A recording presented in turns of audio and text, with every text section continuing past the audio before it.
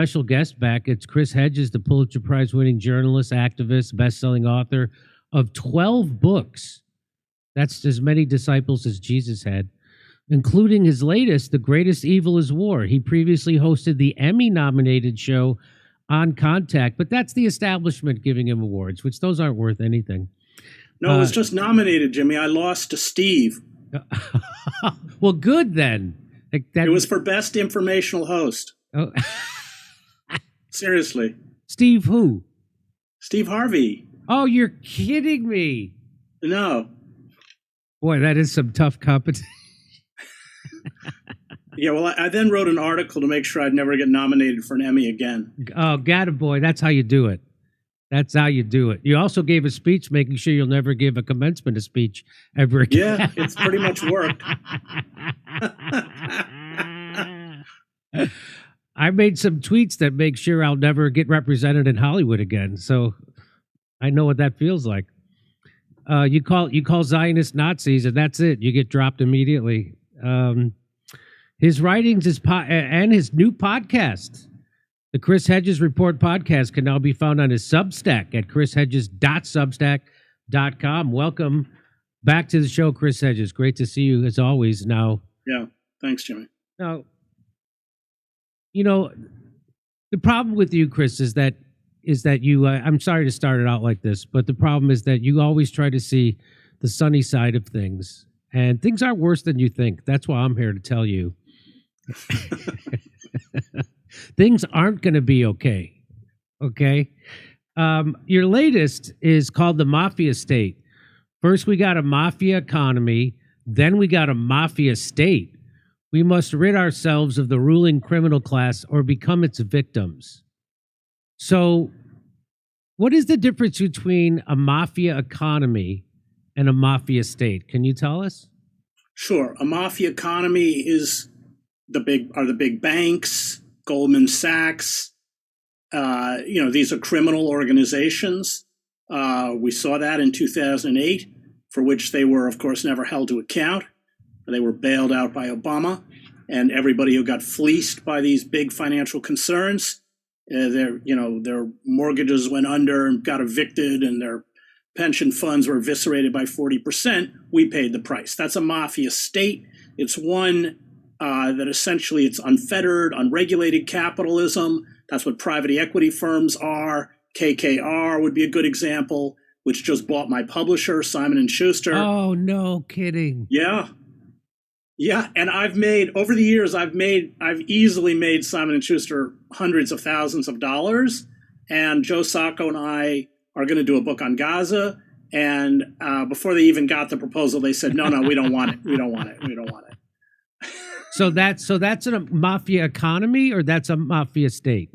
No, that's a mafia economy. So, okay. So like KKR, in the classic example, they bought up a national nursing home chain. They harvest companies. They're not like that. That's what they're, we now used to call them hedge funds, but the private equity firms buy up the property, they leverage it. This is what Trump did. It's all loans, and they make a killing. So in the case of the national nursing home chain, they bought it up, then they spun off a separate company, which had all the real estate, all the physical nursing homes themselves, and they charged the other company, which was administering the nursing homes, rent of $40,000 a month. And of course, it went bankrupt and they made a killing. That's a kind of classic example of how private equity or the mafia economy works. So we live in it's like, they force cities to sell off their utilities, their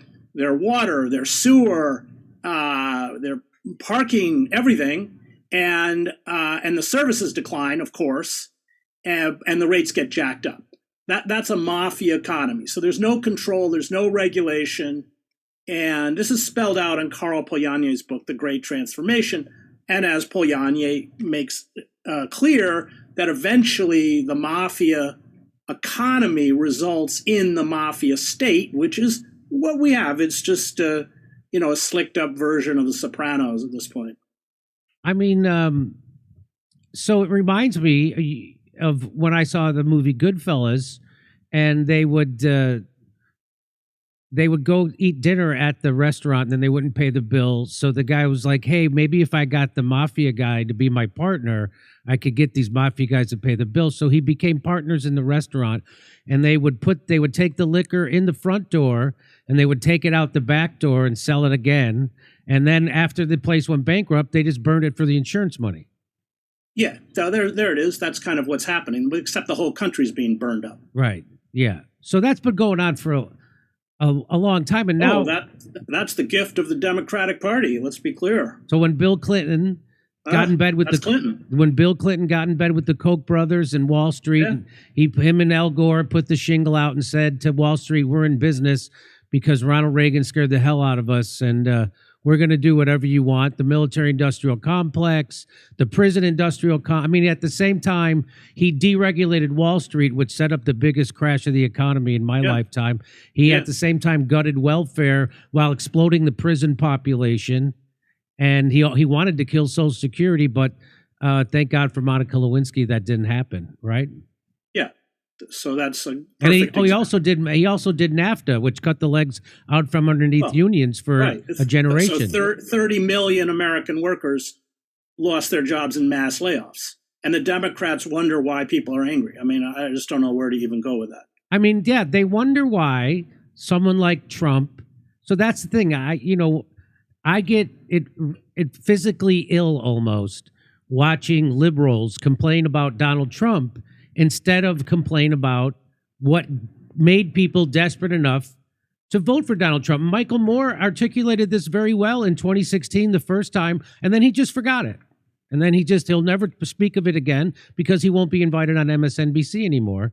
And so he just stopped doing that, and he had Trump derangement syndrome. Instead of that's been the whole point of this show since it started, was how did we get here? And we got here because of Bill Clinton and Barack Obama. Of course, George Bush and Dick Cheney were horrible, but everybody knows they're horrible going in. But everybody thought Bill Clinton was a friend to the working man, and he was not. Everybody thought Barack Obama was going to be transformational change. He was a continuation of George Bush. And so, in some ways, he was worse. I want to say, in some ways, he was way worse.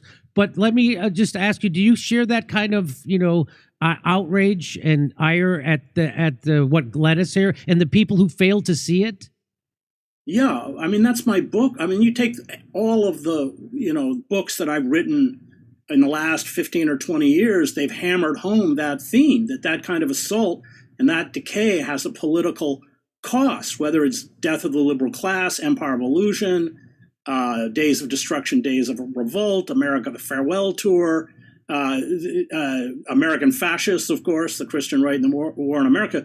That has been the persistent theme of my books. And I'm not alone. You've done it. And then other figures like Noam Chomsky did it.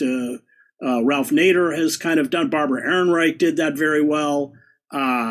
Chalmers Johnson. I mean, there were a few of us, but we were just ignored. We were ignored. And what's so scary and so frightening, because fascism is always the product of a bankrupt liberalism, is with the postmortems of the Democratic Party. They've learned nothing. I just read what that odious guy, what's his name, Carville. James Carville? Yeah. And it's they think it's all about messaging. Yes. We just didn't get our messaging right. No, when you're being evicted from your house and your town, all the industry is gone and the supermarkets are boarded up and there's an opioid crisis and suicides, and you're working 70 hours a week just to survive, and you don't have health insurance, or if you do have health insurance and you get sick, you can't pay the premiums and you go into bankruptcy. That has nothing to do with messaging. That has to do with a very, very real and physical assault on the working class. I don't know what world these people live in, but it's not I think we talked about this last time. I think you called the last Democratic convention like the Stepford Wives. I mean, I actually likened it to the old Stalinist Politburo. It's frightening. So there's no opposition to what's coming at all. No meaningful opposition at all. They don't stand for anything, the Democratic Party. They don't fight for anything. And we saw that with Harris's vapid, celebrity-driven, issueless campaign, where she was proud to be endorsed by Liz and Dick Cheney. Dick Cheney, who should be in prison somewhere, probably The Hague, who left office with a 13% approval rating. I mean, they just have, drifted off into some parallel universe, not unlike the parallel universe that some Christian fascists and MAGA supporters are in, but it's just as non-reality based. Both sides are non-reality based. So I have a little different view on the MAGA base. I come in contact with them all the time. A lot of them come to my shows.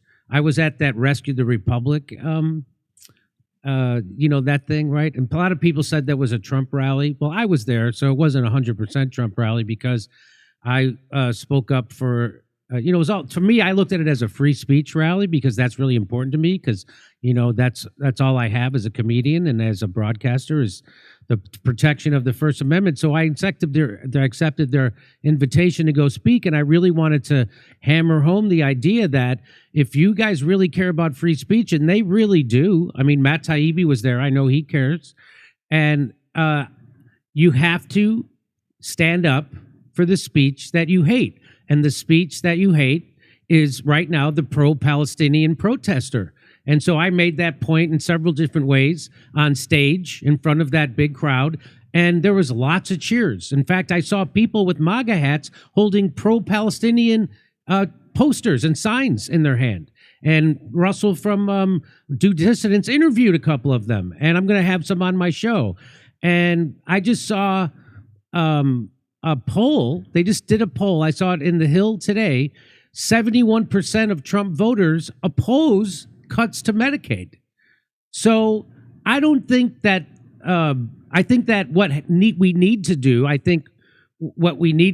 we did with the H-1B visa thing, is that you raise the consciousness of the MAGA supporter to what's actually happening, and they will oppose it. I don't think they're on board for what Trump's doing in Israel, and I don't think they're on board for if they cut health care. I think that this is a chance for people like Shama Sawant to reach out to those people like Christian Smalls did on Staten Island with the first Amazon union. This is a chance, I think, because as Steve Bannon, who I had on the show, and he said, you can't take a meat cleaver to Medicaid because there's a lot of MAGA people that are on Medicaid. There's like 80 million people in America on Medicaid, most of them children, disabled, and or elderly. So what do you say to that? Well, I would say you're right about I'm talking more about the Christian right, which I wrote a book on. You really have a hard-on for those Christians.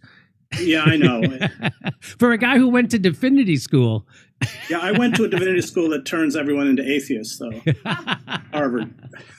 You're not an atheist, though. You're a Christian, aren't you? No, I am.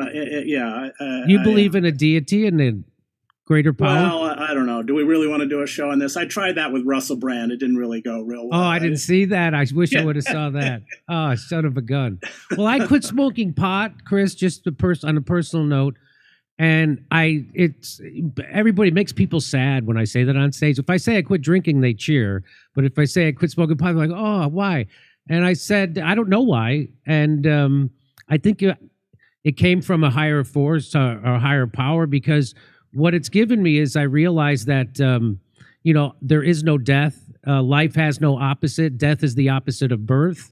And that I'm an everlasting, eternal soul. And that I do have a higher power, and that my ego needs to be in service of it.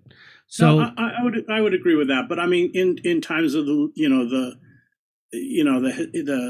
literalness of the Bible, or heaven, hell, all of that stuff. It's all metaphors. Those are all metaphors. Yeah, they're metaphors. But we won't do a sermon today. So where were we? MAGA. So the Christian right, these people are definitely checked out of a reality-based world. They're all waiting for the rapture, which they will float upwards naked, by the way, into heaven. That's not even in the Bible. And they're fervent Zionists. They're also anti-Semites, but they're Christian Zionists. they believe that human beings. Well, I went to the Creationist Museum in Peterborough, Kentucky. I went there too. The diorama with the T-Rex. Yes. And Adam and Eve are riding. I think they had a saddle on it or something. Yes. And the guide was saying, well, because T-Rex has really big teeth, so why didn't he just eat Adam and Eve when he was hungry? And the guide said, well, because everybody loved each other, the dinosaurs loved the people, everything like this. And the guide said T-Rex had big teeth because the T-Rex opened the coconuts for Adam and Eve to eat. So, but do you think that that's the majority of Christians? You would say that's a minority of Christians, or is it? No, it's tens of millions of Americans. It's the most ideologically radical or militant base of the MAGA movement. I mean, the connecting tissue on January 6th were, these kind of Christian fundamentalism. But no, I think you're right. I think a lot of people voted because they just, the anger towards the Democratic Party is not just one of not addressing their needs. And just to go back, by the way, to Bannon's comment about a meat cleaver, never forget they took a meat cleaver to welfare. I mean, they've taken meat cleavers to stuff people like. Before, 70% of the original recipients on welfare were children. I know. Bill Clinton did that. Bill Clinton did that. So, I mean, they, Elon Musk and the other Peter Thiel, and these people don't give a damn about, what the MAGA base care. I mean, I think that a lot of these people are going to get betrayed. I think you're right. First of all, I interview them. All of my books are reported. When I was out doing America, the Farewell Tour, I was in Anderson, Indiana, where all the old GM plants were. They all voted for Trump. So yes, I think you're right. Social Security, they don't want to see it go. But I think at this point, those people that are around Trump, it's completely transactional. Melania, I just read an article about Melania. What did Jeff Bezos? Jeff Bezos and Mark Zuckerberg certainly just exposed the fact that they don't have neither an integrity or probably even a soul at all. They couldn't mouth those liberal DEI platitudes fast enough and drop them fast enough. And then Bezos has now eviscerated the opinion page of the Washington Post. He's largely destroyed the Post anyway. This billionaire class is unleashed. And I think that you're right. I think there will be a backlash, and I think that backlash will come from many people who, out of desperation, and an understandable desperation, out of even anger and an understandable anger, hope that Trump would ameliorate the tremendous suffering that many, many Americans are undergoing. And, I've said it many times, but, half of my family comes from rural Maine. So that's not an abstraction for me. Yeah, and they're mostly jerks. But in Maine, that's all right, Jimmy. They don't like anybody who's not Protestant, white, and from Mechanic Falls, Maine. They actually have this. They're all vets. They're all hunters. My grandfather. The people they hated most in the world, for some reason, were from Boston. I don't know why, but it was the evilest city on the planet. I don't know why. I think because on hunting season, these guys would come up from Boston, and they didn't know one end of a 30-30 from another, and they'd drink and go out in the woods and shoot each other or something.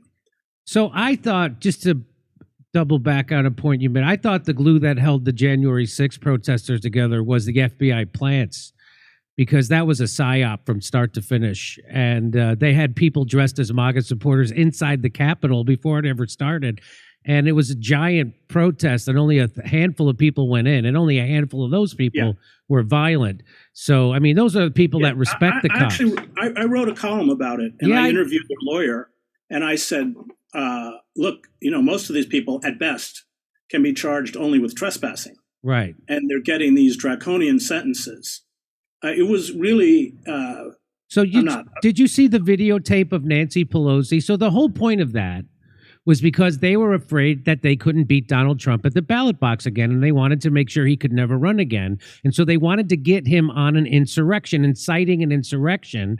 And what they wanted to do was get them to trespass on federal property. And there's a videotape, an underground videotape that most people have not seen, that she's saying, we got them. We've got them. They're now, they're now, have you seen that? No. Yeah. I mean, Nancy Pelosi is. Yes. And she's so that was a setup. That was 100% set up. I mean, if you talk to the insider whistleblowers, even the Capitol Police Chief said it was. So it was 100% set up. And so I have sympathy for those people because they were just protesting an election they thought were stolen from them, just like the other half of the country protested because they thought that Vladimir Putin stole an election from them, right? And they just annulled an election in Romania for that same. So the fascism from the left is brazen, and it's more insidious because people don't see it. People see the fascism from the right. Sure, but the party of censorship and the party of war is the Democratic Party. I mean, Taibbi with Twitter files. I wish Matt had done also the shadow banning and all that kind of stuff for those of us who speak out about Palestine, because I'm sure that was also pronounced on behalf of the Zionists. But it's a completely. I don't. This has been my position for a long time. I worked for Ralph Nader. I don't think that the Democratic Party is reformable. Shama Sawan and I actually pushed Bernie Sanders the first time he ran to run as an independent pretty hard. Shama was really pushing hard. And Bernie told us, I don't want to end up like Nader, which means I don't want to be kicked out. I don't want to lose my Senate seat in Vermont where the Democrats don't run against me. I don't want to lose my seniority where they'll put me on a committee. I will, 1996, Bernie Sanders was campaigning for Clinton. That was after NAFTA. Yeah. Yeah. So, and so for me, that was Bernie saying, I don't want to damage my career. And look at AOC and the squad. I mean, it's just, I don't think the Democratic Party taints and corrupts anybody who begins or initially begins to espouse progressive views. I mean, turning his political revolution into a campaign for Hillary Clinton, which, by the way, he couldn't draw any crowds. I mean, he would draw 10,000 people, and then when that started, he was lucky to get 50 people in a room. No, you're not exaggerating, by the way. No, I know. Was that some people who were at a rally when he was rallying for Hillary Clinton, meaning Bernie Sanders, in Iowa after he'd endorsed her, there was barely 100 people in that room. And I was there just a few months earlier, and you couldn't get inside the room. Yeah. There were there's lines outside the building. Anyway, Bernie Sanders is the biggest political disappointment of my life. I guess, I projected a lot onto him, as Carl Jung says. I projected all these things onto him. And boy, oh boy, he's not any of those things. In fact, I think it's more insidious. I think we would be better off without people like Bernie Sanders and people like AOC in the Congress, because I think you said, I'm probably quoting you, that it gives people the false idea that there's somebody inside the Congress fighting for them. Yeah, exactly. Well, that's why the Democratic Party allows them to exist. That's right. Every election cycle, it's the same old story. Like sites like Common Dreams, for instance, will print my columns. As soon as the election cycle stops, I don't appear. Because I'm hammering the system, I'm hammering the Dem. Then I'll reappear magically after the election. So, it's. My last big hope for the Democratic Party was a thing called Force the Vote. I don't know how familiar you are. Yeah, you did that. That was a great idea, but that requires political courage, and that's something that they don't have, including the squad, of course. Boy, they came out. I got it from all. I know what it feels like now. They got it, man. It was worse than when I debunked Russiagate. It was worse than that. I mean, I had most of my friends in Hollywood stop talking to me when I wouldn't endorse Hillary Clinton. And from the executive producers of Modern Family to, open micers, they all turned their back on me. And my whole thing was, why don't you want to make her come get your vote? Why wouldn't you want to have she's supposed to come get our vote? And they're like, no, like for some reason, people who vote Democrat think it's their duty.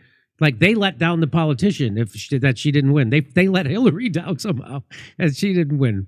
But that was it for me, was forced to vote. So did you have any hope for that? Because I actually thought it would work. No, I didn't think it would work, but I was glad you tried it. Oh, okay. I've not voted for a Democrat since 2000.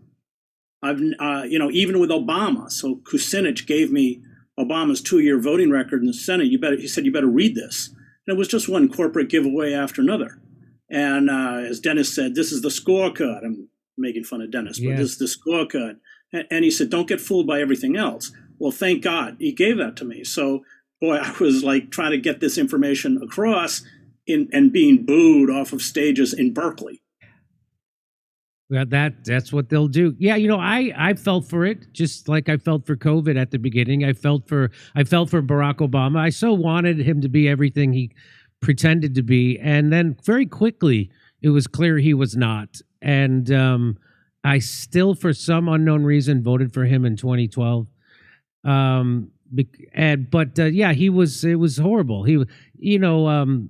The Occupy Wall. Look, for instance, I thought he was serious when he said that he was going to give us a healthcare plan, and he wouldn't sign one that didn't have a public option. That was his pledge. And here we are, for 17 years, almost 2 decades later, and we still don't have a public option. But Joe Biden said that was his alternative to Bernie's Medicare for All, and then the Democrats never brought it up again. Not one time. Did Bernie bring it up, or the squad bring it up?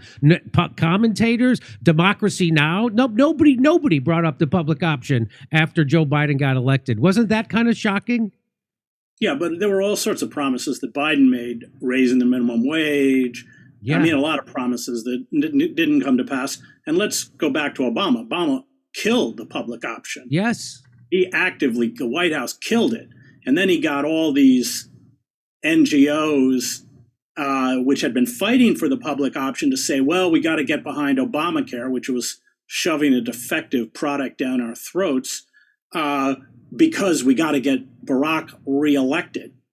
We can't damage his presidency. I mean, they sold us out too. I mean, let's not forget, all these NGOs have been co-opted largely, including environmental groups, by the Democratic Party and by the fossil fuel industry and everything else. The whole system is pretty rotten.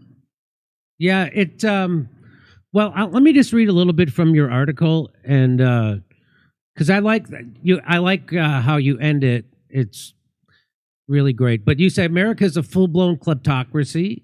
The demolition of the social and political structure begun long before Trump makes a few very, very rich and immiserates everyone else. Mafia capitalism always leads to a mafia state.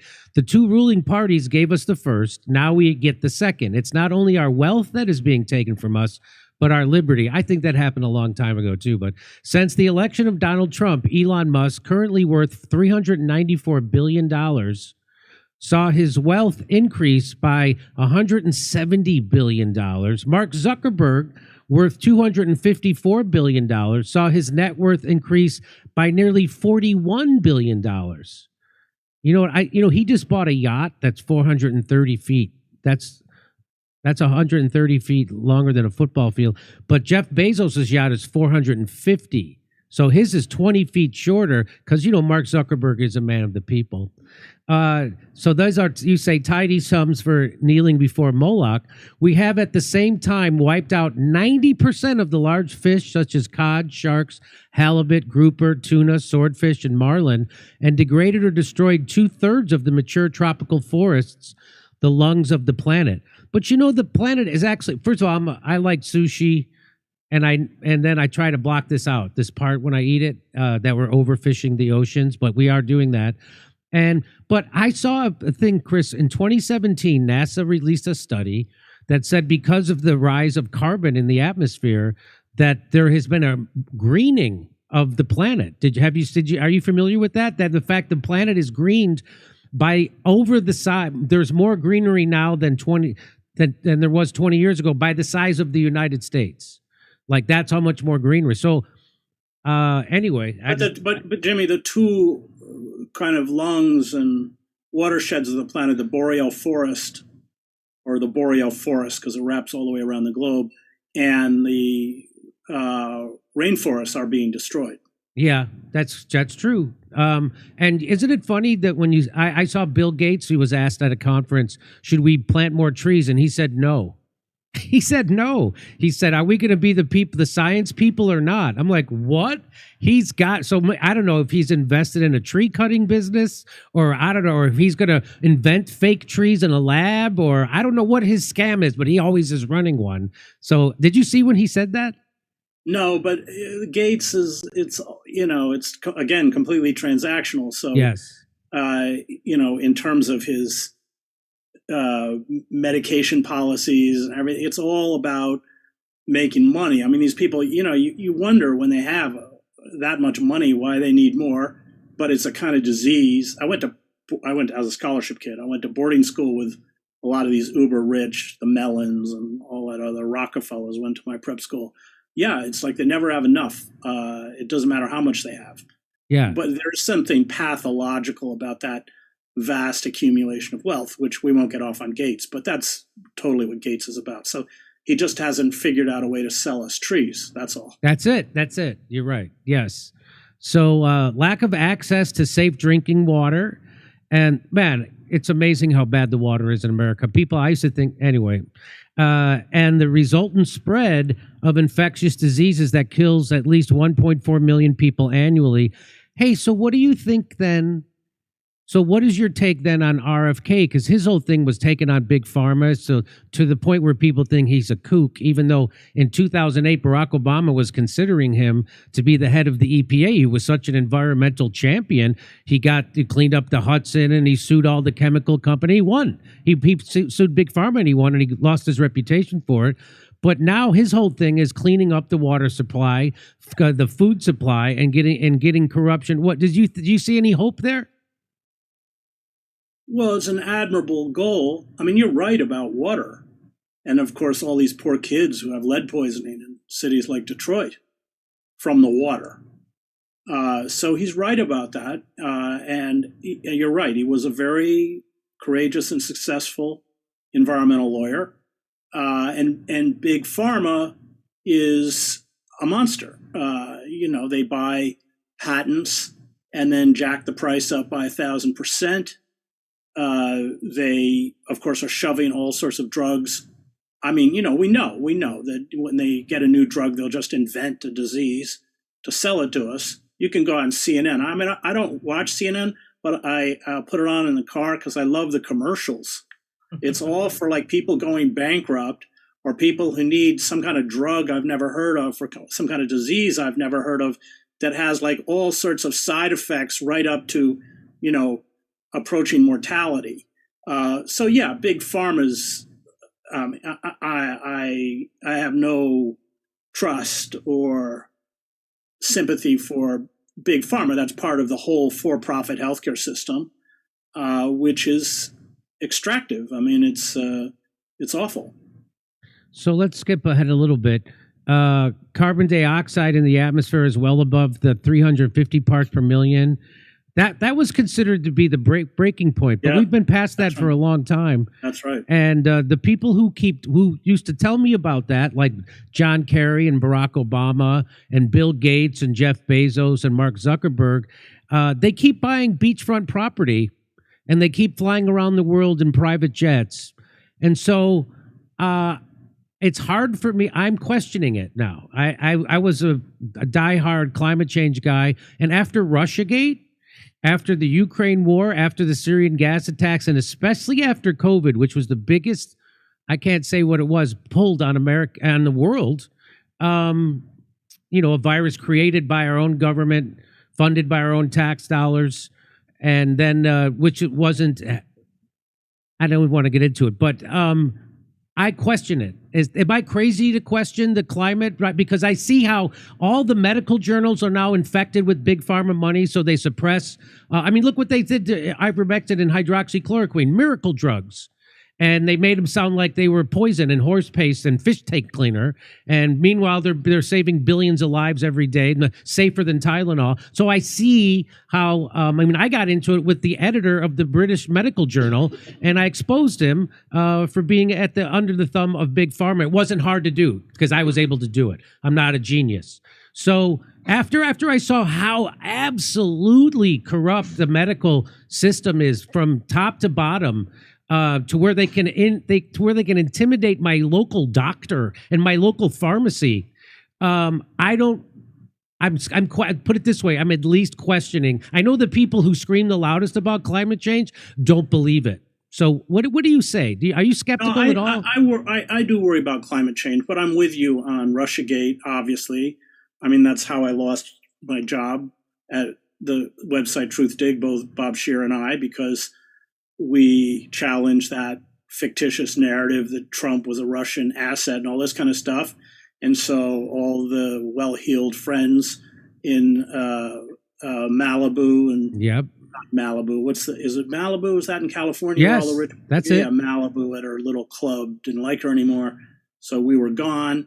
The publisher. No, I'm with you on all that. But on climate change, yeah, I worry. But you're also right that everything's been bought off. I mean, you have, look, I live not far from Princeton University, and you have BP funding the climate science. And so what are they doing? They're doing junk science. They're doing geoengineering and all. So you're right. This big money has infected the pharmaceutical industry, the health industry, everything. And all these environmental groups have been bought off too. Yes. So I won't get into animal agriculture, but animal agriculture is as pernicious a contributor to global warming as a fossil fuel industry. But big ag, buys it up. You can't. I'm a vegan because of that. That's. So yeah, you're right. The whole system is essentially dominated by these corporate oligarchic interests that and their interests are not our interests. So you talk about the followers of this movement deferred to a leader they believe has been anointed by God. They embrace the illusion that the righteous will be saved, floating naked upwards into heaven, which isn't a bad way to float to heaven, at the end of time, and that the secularists they despise will perish. This retreat into magical thinking, which is the foundation of all totalitarian movements, explains their suffering. It helps them cope with despair and anxiety. It gives them the illusion of security. It also ensures retribution against the long list of enemies: liberals, intellectuals, gays, immigrants, the deep state, blamed for their economic and social misery. Some of those people actually deserve it, though.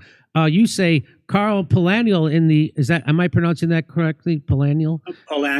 Polanyi, in The Great Transformation, writes that once a society surrenders to the dictates of the market, once its mafia economy becomes a mafia state, once it succumbs to what he calls the ravages of this satanic mill, it inevitably leads to the demolition of society. The mafia state cannot be reformed. We must organize to break our chains one by one, to use the power of the strike to cripple the state machinery. We must embrace a militant radicalism, one that offers a new vision and a new social structure. We must hold fast to moral imperatives. We must forgive mortgages and student debt, institute universal health care, and break up monopolies like BlackRock.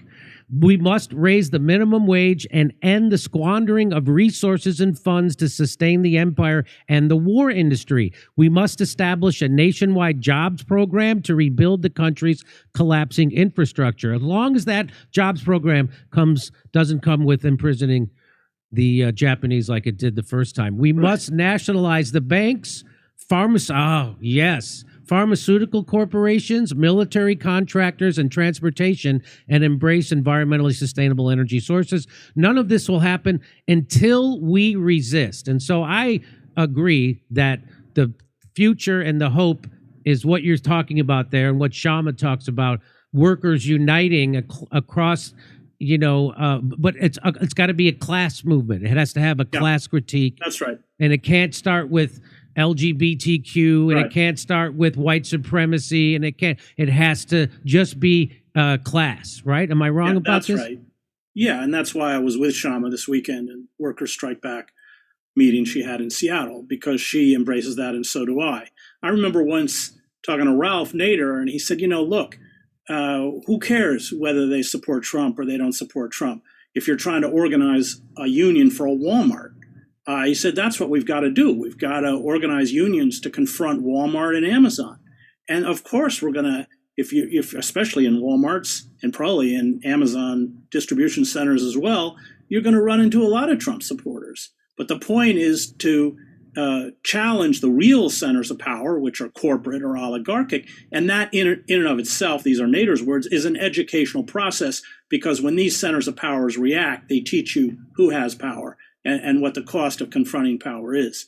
But yes, I know you've long said this, Jimmy. I'm in total agreement. This is where Shama's coming from. It's also something I've always said. These woke campaigns, this kind of virtue signaling has just been an effective way to sever us, in particular from the white working class. And that, whose interest does that serve? Ask yourself. That's right. Who benefits? And I was also educated on this by Christian Parente when he told me that this isn't, this stuff didn't start 5 minutes ago, 5 years ago, or 20 years ago, that this started immediately after World War II, when the deep state got in bed with the NGOs like the Rockefeller Foundation and the Ford Foundation, and they pushed identity politics. And whenever there was a class movement, that they always tried to sabotage that. Right? They didn't kill Martin Luther King because he integrated the lunch counters, right? That they all made money off of that, and they're never. But when he did a poor people's march on Washington D.C., he didn't do a black people's march. He did a poor people's march. Same thing with Malcolm X. He realized it wasn't black white. Same thing with Fred Hampton. So I'm with this. So that's why I like. So a lot of times people have criticized you for being a doomsayer, right? But what you're doing is you're accurately identifying the problem, but you are often criticized because you wouldn't give people a solution. Well, there it is. So there's the solution. You got the solution, and people need. I've been preaching this everywhere I go, on stage, off stage, on my show, that we need to come together. My neighbor is not my enemy. My neighbor is suffering under the same oligarchy that I'm suffering under, and we have a common enemy. And we need to come together to fight that common enemy. Yeah, well, so at the end of my book, American Fascists, I write that, because I went there with a liberal bias, towards these people. But when I heard their stories of dislocation, evictions, sexual, domestic abuse, substance abuse, you'd have to be heartless not to feel for them and the train wreck of their lives that many of them endured. And at the end of the book, I said, look, you're not going to argue these people out of their magical thinking, because it's the only thing they have left to cope with a world that has been unremittently hostile towards their existence. You have to reintegrate them economically into the society, give them a sense of stability, give them a sense of worth, give them enough of an income where they can have dignity and a sense of meritocracy. And I said, short of that, the movement will only expand and grow. So it's always rooted in that economic issue, and why we have to recover the language of class war. And I think people, you're right that they criticize me, but I've been saying this for a really long time. But that's the thing they don't want to hear, because every election cycle, they get seduced by the giant propaganda machine, and they have to vote for Barack Obama or Kamala Harris or whoever it is who is within that dead system, that dead zone, that really is not only not going to assist them, but is their enemy. And these people are not. The Democratic Party leadership is not a friend of the working class. The Republican Party isn't either, but neither is the Democrats. They sold us out in the worst way. We should have walked out on the Democratic Party in 1994 with NAFTA. We should have turned our backs on them. 100%, yes. But Bill Clinton was, and the media was on his side on that. So that's the problem. And so we, places like your show, this show, Glenn Greenwald, that we're the antidote to that media. And that's why they try to suppress us. And you've been deplatformed plenty. And, we always have to look over our shoulders for debanking. And so before I let you go, I want to show you. I don't want to I try not to have heroes because your heroes will always let you down, right? And then that hurts. But I did it with Bernie Sanders, and but so Glenn Greenwald's always been, you and Glenn have always been in that realm for me.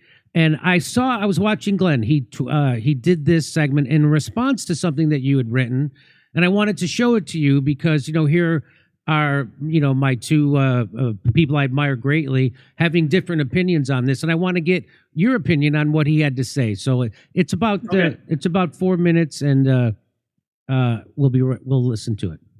Okay. Quote, "Hi, Glenn. It's fascinating to watch the success of Doge, what's being exposed with U.S. aid, etc., and two of Trump's most controversial picks, Tulsi and RFK, being confirmed. It does seem like we're headed for some sort of renaissance or course correction long overdue. I'm curious about your take on Chris Hedges' recent remarks about the empire self-destructing, which is the alternate way of viewing these events. Here is his first paragraph. Quote, the billionaires, Christian fascists, grifters, psychopaths, imbeciles, narcissists, and deviants who have seized control of Congress, the White House, and the courts are cannibalizing the machinery of the state. These are self-inflicted wounds characteristic of all late empires, which will cripple and destroy the tentacles of power. And then, like a house of cards, the empire will collapse." I do, without all of that invective that he put there, and I'm not sure why that's there, just leaving that question to the side for the moment, I do think that a lot of what's happening is through necessity. The reality is that this American empire is unsustainable. I'm not somebody who thinks the minute the United States government has a deficit or even debt, that's kind of apocalyptic.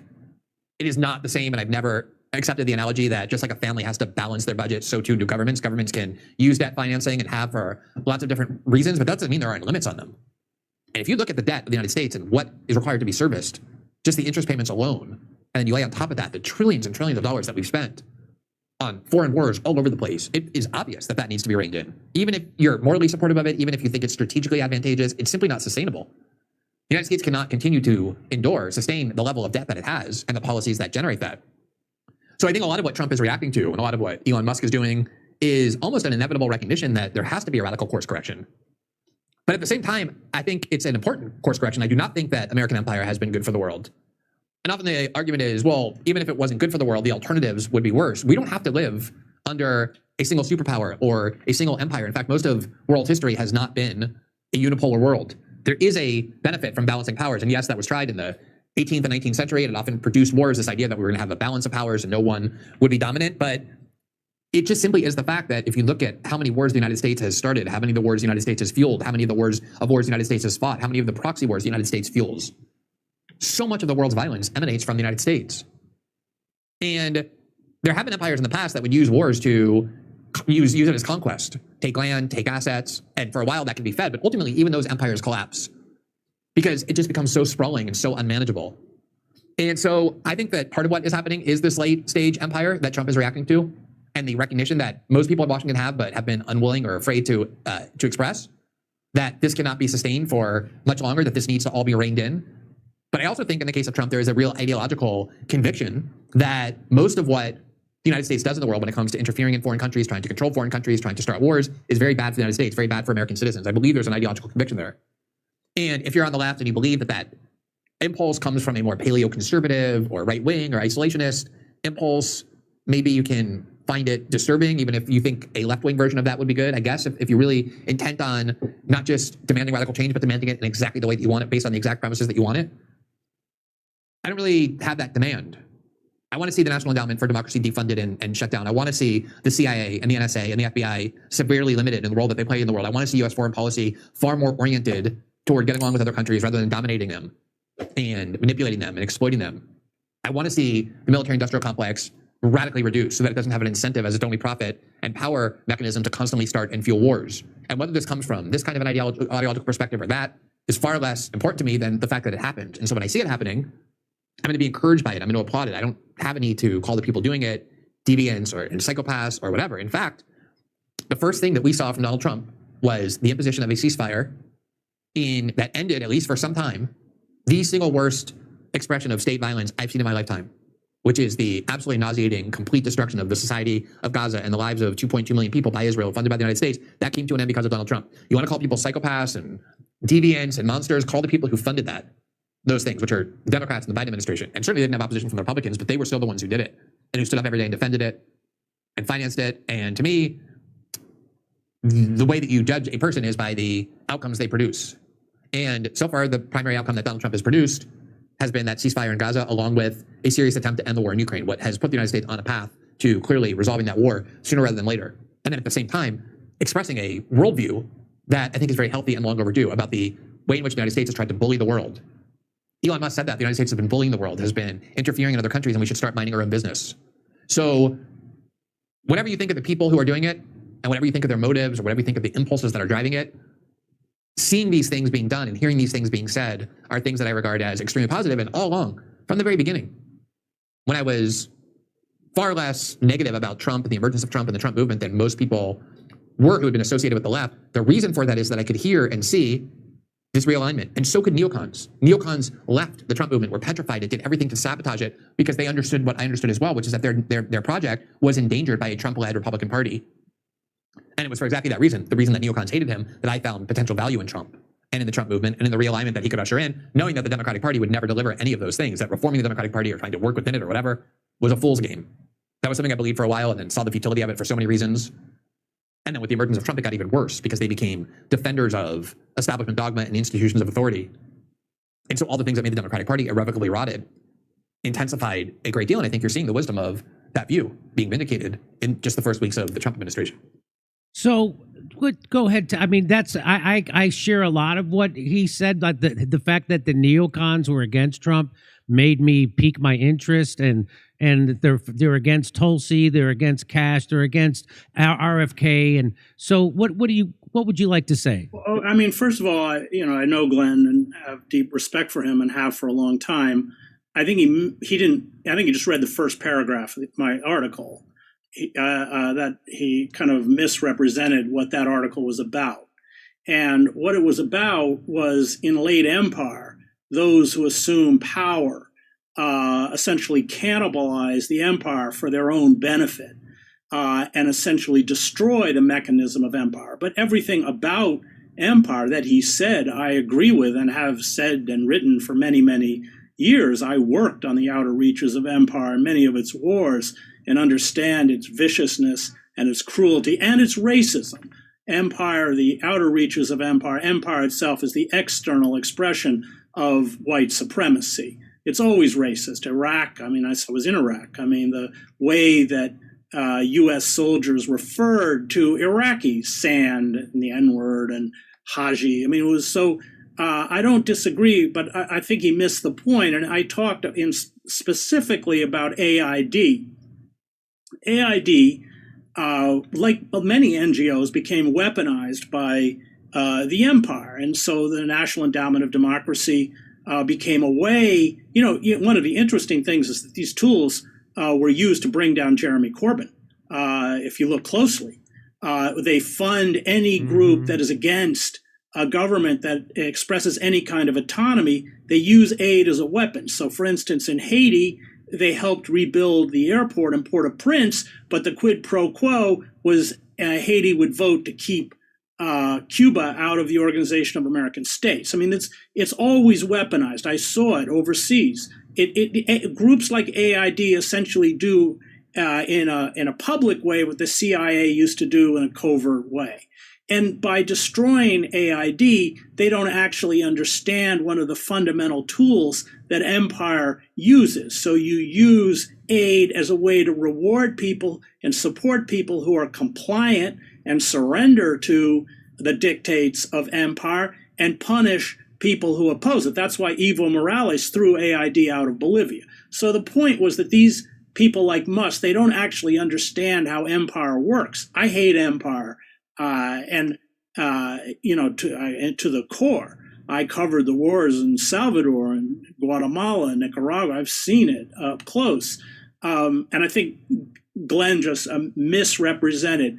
I'm going to hold with the fact that their deviance and all that kind of stuff. I think the moral rot is pretty high, as it is in the Democratic Party. Hunter Biden, and I think everybody is essentially, morally bankrupt on both sides.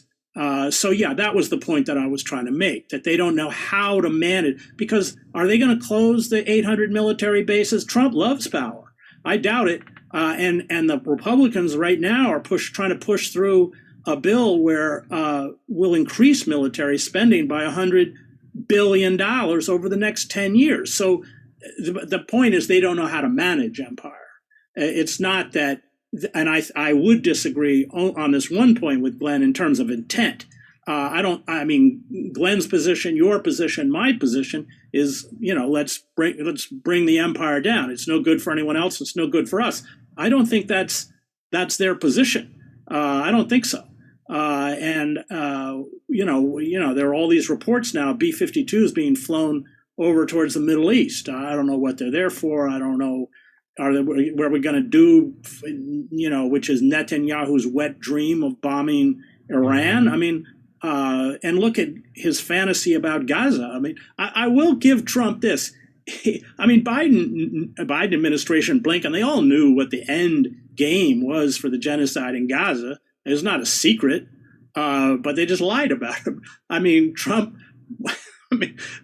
was completely. I mean, that's like, you got to hand it to him that way. He's more honest in that sense, kind of in spite of himself. And then there was just this little thing he sent out. I don't know if you saw, Jimmy, where he was like, it's a cartoon of like the Riviera. And yes. It begins by showing pictures of like Gaza all bombed out. And next thing you know, it looks like Dubai and there's a golden statue of Trump. And okay, I mean, so, yeah, I think Glenn probably didn't do a close read of what it was I was saying. But I everything he said about empire, of course, I agree with and I've been saying for a really long time. I just don't think the intent, I don't think the intent of the Trump administration aligns with what he wants, what I want, and what you want. I hope I'm wrong. I hope I'm proved wrong, but I don't think so. Do you think there is an ideological commitment or an ideology that Trump has of non-interventionist? I think he's a puppet of Israel. But he's made. Well, he's ending the Ukraine war, which is going to really hurt me because I have a big bit about the Ukraine war in my special, which I just taped last weekend. Uh-oh. So that's horrible. But I wish he could keep that war going at least until July. But but I'll take it. I'll take it on the chin I'll take one for the team. But he is ending that war, and he has talked. At least he's given lip service to being friends with Russia and China. And did you hear when he said he wanted to get together so we could all reduce our military spending by 50%? Yeah, I mean, no, we spend more money than the next 10 nations combined, right, including Russia and China. So it's disproportionately right. Look, you and I have long opposed the proxy war in Ukraine. And been very vocal about it. And I think that ending the war is a positive. It's an unwinnable war. It was designed primarily to degrade the Russian military at the expense of Ukraine and Ukrainians and isolate Putin. That's what it was always about, any war of attrition. I mean, the odious Henry Kissinger even said at the beginning of the war, it should be stopped and there should be land for peace. And we won't get into the history of Ukraine and the real, very real campaign against ethnic Russians. That's all real. Not to mention the promise of not expanding NATO beyond the borders of a unified Germany. I was actually there. I heard Hans-Dietrich Genscher, the then German foreign minister, and James Baker say it. So, but of course, what he wants is to align himself with Putin, because I think that authoritarian model is one that he admires and wants to emulate. Trump is just transactional. He wants the rare earth minerals. Now Putin's offered him more rare earth minerals. We've got Jeff Bezos paid $40 million for a puff piece on Melania Trump, of which she gets, I think, $26 million. And now that's not enough, so she's getting corporate sponsors. I mean, it's just completely transactional. He's just a grifter. I don't think he has an ideology particularly. But Project 2025. I mean, they can't put an executive order in front of him fast enough and hand him his Sharpie to sign it. I think he probably has only a vague notion of what he's doing. There are very nefarious ideological elements behind this. And look, I'm trying to get my way through the Project 2025. It's a tough read. I don't know if you've tried to read it, but it's important because and in there they talk about expanding essentially destroying any kind of diplomatic at the State Department and any kind of diplomacy. And, it's just all about the hammer and expanding the military budget and military presence globally. That's all 2025. I mean, if that was Donald Trump's real agenda, why would Dick Cheney oppose him? Why would the neocons oppose him? Why would most of the establishment Republican Party be never Trumpers? Why, if that was really his agenda, why would they would exalt him? Well, I think on that aspect, people like Dick Cheney, in terms of expanding the military footprint, they don't oppose it, but they oppose it on everything else. Essentially we didn't get into the deep state. The deep state is real. The deep state is a hostile force towards Trump, without question. We saw the heads of all of the intelligence communities, once they left office, essentially seek to discredit and destroy Trump in terms of this whole fictitious Russian asset stuff and Russian. So why are they doing so? That I still don't understand. I think it's because he ran as a non-interventionist. He ran on getting us out. That's why they opposed him in 2016, because he said we'll get out of the Middle East. And now he wants to end the Ukraine war and have peace with Russia. I think that's why the neocon. So that seems to be. I think what the election, when you define the election that took place, it was between corporatists and oligarchs, and they're different. So corporatists want stability because they make long-term investments. They want stable trade deals so they can get all their tax money out of here and import goods without paying tariffs. They want the decorum of an Obama or, Biden. I don't know how much decorum he had, but I mean, so oligarchs are different. Oligarchs want chaos. Oligarchs want to rip down the superstructure. And it's because it's pure rentier economics. They want to create toll booths. That's what the cloud capital, it's what Yanis Varoufakis calls techno-fascism. So that's how, Jeff Bezos, he doesn't really make anything, but if you want to get anything, you got to pay him to get it. And so that oligarchic control is different from capitalist corporate control. The corporatists backed Harris, the Democratic Party. The oligarchs backed Trump, and they want different things. So as we began the show, we talked about private equity firms like KKR. They want to harvest. I mean, Musk wants to all of these. So they've just fired, 5,000 civilian employees and work for the Pentagon, right? I think there's 1 million civilian employees they want to get rid of all of them and just outsource. Everything gets outsourced. They make money off of. So that's an oligarch agenda. Yeah, they want to destroy the Department of Education. So everything gets privatized. Everything is going to be privatized. So that's not that's not. So getting rid of the Federal Department of Education, that's not about putting the money back into the states and having them do it. No, it's about funding charter schools, quote unquote Christian schools. But that's what Obama was for too. I mean, no, I'm not saying, Jimmy. Don't get me. I don't like Obama. No, I'm just saying. But that's a corporatist. I always thought I saw that as a corporatist agenda. Well, it was all online education. Yeah, but they didn't go to the extreme of wanting to close the Department of Education. I mean, what we're talking about is a kind of, yes, the irony is that the corporatists created the oligarchs. They created these figures essentially through unregulated capitalism.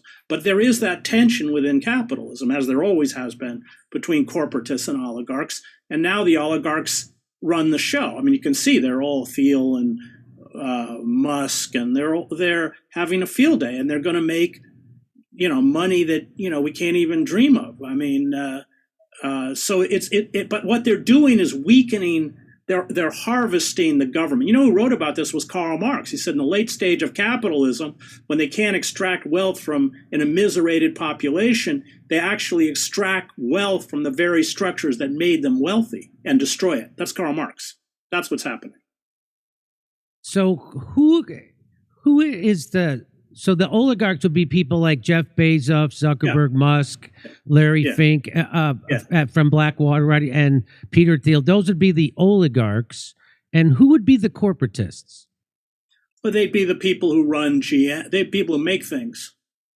Okay. The people who actually make things in sweatshops in Monterrey, Mexico. I mean, GM, which moved its plants from Anderson, Indiana to Monterrey. So all the union jobs are gone. They pay workers in Monterey $3 an hour. They get to drive the trucks back into the United States and sell them to us at the same price, and they make a lot more money. So those are people who deal in physical products, physical goods. Think of oligarchs primarily as people who set up toll booths between you and services you need. That's what the for-profit healthcare industry is. They set up toll booths and they extract massive amounts of profit. They own your utility. They own anything that you need. Which should be a public, part of the public infrastructure. They take over, and of course, what they really love to take over is things we can't live without, which is like healthcare. Nobody chooses to get, cancer or something. So Jeff Bezos basically created a platform. He didn't create the products that are sold on his platform. He just created that thing, and now he's like a toll booth for you. Every time you buy something, you have to pay a toll. But Musk actually makes things. He made the electric car, which Tesla made him most of his money, and now he makes satellites, and he's a contractor. Yeah, but where does he get a huge proportion of his money from? The federal government. Yeah, he's the biggest parasite there is. Yeah, I mean, what does he own? 60% of the satellites? I think that's right. Yes. Yeah, 60%. And how many of those work are essentially is the U.S. government paying him to use? Right. That's right. And then AI. Don't forget AI. So, those Tesla cars are just iPads on wheels. Everything that you say, every music everywhere you go, all that information is captured and sold. So Musk is in this kind of what Giannis calls techno-fascism, is in deep. Okay. Do you have any more time? I have one more thing I'd like to talk to you about. Yeah, sure. So